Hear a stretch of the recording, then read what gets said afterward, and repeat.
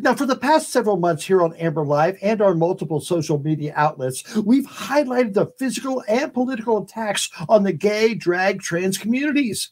We've talked to performers, activists, and politicians from New York, California, Alabama, New Hampshire, Canada, Pennsylvania, Tennessee, Illinois, and right here in Vermont. We've told you about armed Proud Boys showing up at drag events, threatening those in attendance. We showed you pictures of establishments that hosted similar events being victims of arson and vandalism. This year, and I'll remind you, we're only 5 weeks into it, over 100 anti-LGBTQ bills have been filed in 22 states.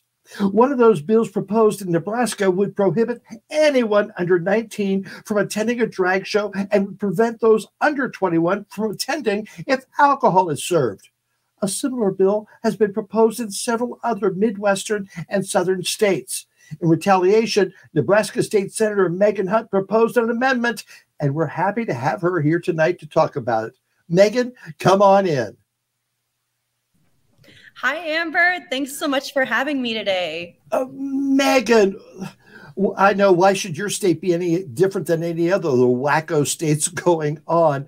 So tell us about the bill that was proposed and your amendment.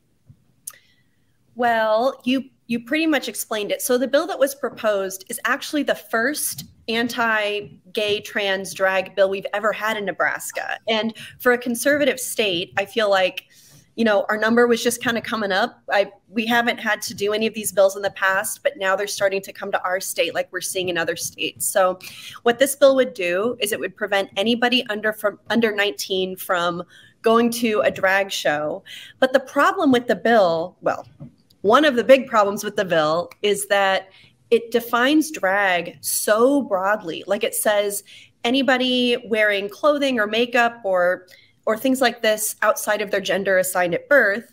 And then it defines a performance as reading, singing, teaching, all of these things. So the broader impact this bill could have, which is really dangerous, is it could outlaw trans educators. Like if a trans person is teaching in a school in Nebraska, would they be able to do that under this law? So we have to really scrutinize the language of the bill and talk about the harm this is doing for our entire community. And what was your counter amendment to that bill? Well, this is kind of in character for me. I feel like a lot of people around the country have kind of latched on to this little, you know, troll I'm basically doing. But I do this kind of thing a lot. So I introduced an amendment to say that kids can't go to Bible camps or church camps or religious, you know, camps at all. And in the bill, in the amendment, we call them religious indoctrination camps. And the reason I put this on his bill is just sort of to drive the point home that it's actually religious clergy that have been involved in the abuse of children for generations. And we know that that's actually where children can encounter a lot more harm. So if we're serious about preventing children from being harmed and being groomed and all of these, you know, sexual things that they think is happening at all ages drag shows, then we need to bring the clergy and the religious community into this as well. It's a pretty tongue-in-cheek thing. I mean, I know it's not going to pass. It's not a serious amendment. It's an amendment that I'm going to use to make a point, to take time on the bill when it comes to floor debate in an effort to ultimately kill the bill. That, I guarantee you, if you would Google Nebraska church sex crimes, oh yeah, and Nebraska drag queen sex crimes, the list would be a lot different. That's exactly right. And it just drives home that what this is really about for people is cracking down on the LGBTQ community. You know, it's the same kind of scare tactics that we saw in the 80s and 90s around the gay community now being put on the trans and drag community, which is not the same thing, by the way, but these people are so ignorant that they just want to drum up fear around a culture that's actually about celebration and about love and about accepting yourself as you are. And I've invited all of my colleagues to come with me to an all ages drag show so they can see what it's really like and not just learn about it from these videos they're showing on Breitbart and Fox News and stuff like that, because that doesn't really reflect what actually happens. You're one of the few LGBTQ representatives in the Nebraska Legislature. How much support do you have for this amendment? I had the dubious honor, I say, of being the first out LGBTQ person elected to the Nebraska Legislature. And this last year, we elected a friend for me, John Frederickson, who's the first out gay lawmaker in Nebraska. But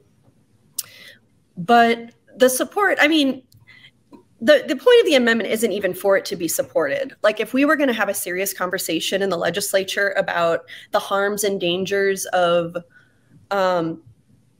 you know, the right-wing religious extremism that we see pervading every aspect of our society, from our public schools to our, you know, houses where laws are made, all of it, that's a different serious conversation to have. So it's not even that I'm looking for support for the amendment. It's that I want people to look at what they're trying to do to the trans and drag community and think critically about, you know, if they're really tackling the right problem, and how hypocritical it is for them to say that the LGBTQ community is really what's dangerous for kids, because there's no evidence of that.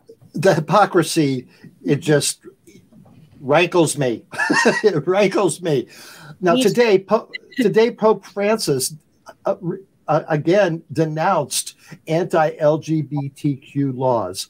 Now, can you gather some of the Catholic community in Nebraska to help you? You know, we have a lot, you know, Catholics are not a monolith either. I was raised Catholic. My mom is Catholic, and she's supportive of everything that I do and everything. And so, you know, that's another thing that's so annoying, is for religious lawmakers to say, well, I'm representing the religious people of Nebraska. I'm standing up for the Catholics of Nebraska, or whatever, because most Catholics and most religious people are freaking normal. Like, they're not afraid of gay people. They don't think that we're trying to, like, you know, corrupt their children or anything.